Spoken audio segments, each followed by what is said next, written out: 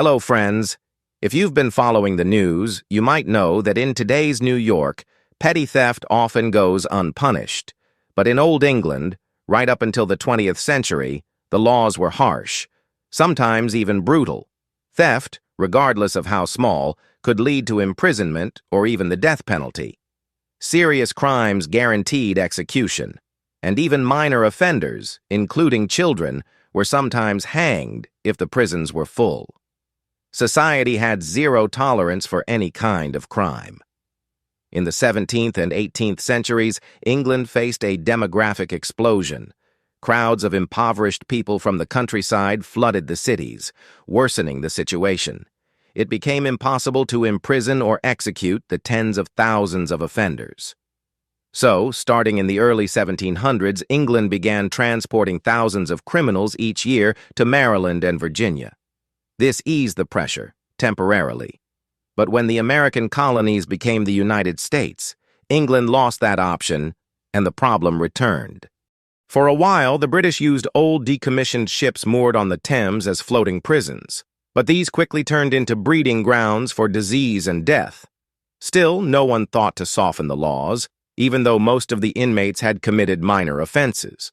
Instead, thousands of young offenders were drafted into the army and given a daily pint of gin to keep them loyal. Eventually, in the late 18th century, salvation came in the form of Australia. The eastern coast of Australia had been rediscovered and charted by James Cook, the famous explorer of the Pacific. He identified Sydney Bay as a perfect location for settlement. Tragically, Cook was later killed and likely eaten by Hawaiian chiefs who saw him as a chief himself. Still, Australia was so far away that sending regular settlers there wasn't even considered. The journey was too long and too dangerous, so the British government decided to send convicts instead. Even the guards, soldiers sent to escort them, were often troublemakers themselves. The first convict fleet was quickly assembled, a convoy of ships packed with prisoners headed for the unknown. The journey was brutal and took months. The ships first stopped in Brazil to resupply, then rounded Africa before finally reaching Australia. It took even longer to reach Sydney Bay, where the first penal colony was established. Alongside the thousands of convicts came hundreds of guards, often with their families.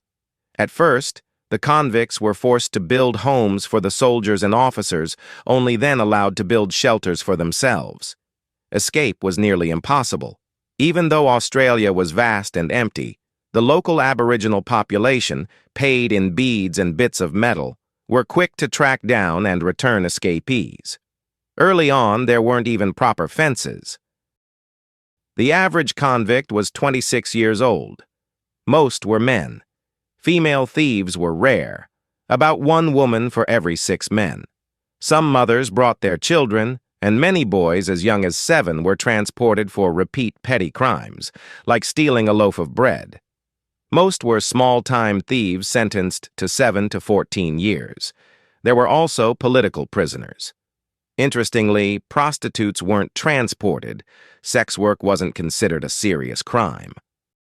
Over several decades, around 162,000 people were sent to Australia this way. As the number of convicts grew, high-security prisons were established for repeat or rebellious offenders, some of the worst on Earth. The most infamous were on Norfolk Island and in Tasmania. These weren't just settlements. They were real prisons, resembling Stalin's gulags or Nazi camps. Tasmania became a prison within a prison, with dozens of small, isolated facilities for new arrivals and repeat offenders.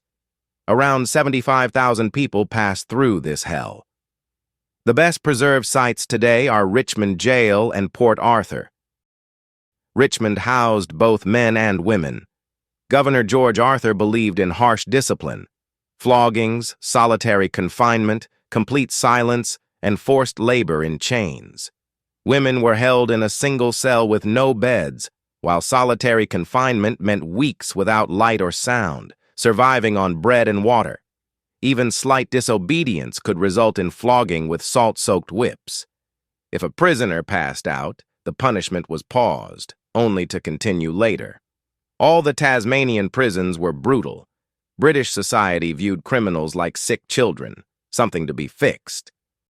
So governors and wardens competed in their cruelty.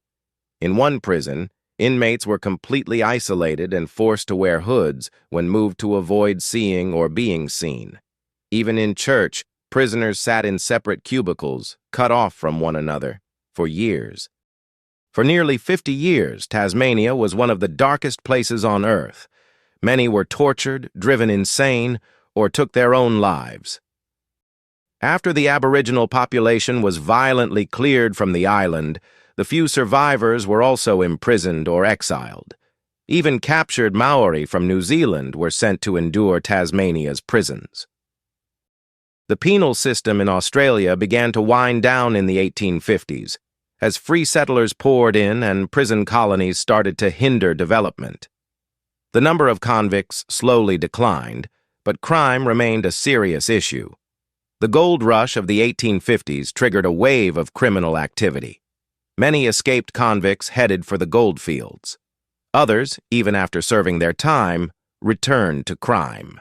Gangs of former convicts regularly attacked gold caravans. The government sent armed escorts to protect these routes, especially through mountain passes. Revolvers, particularly Remingtons, became common among bandits. The most famous was the armored gang led by bushranger Ned Kelly, an Irish ex-convict who became a legendary outlaw. Wearing homemade steel armor, his gang engaged in shootouts with police.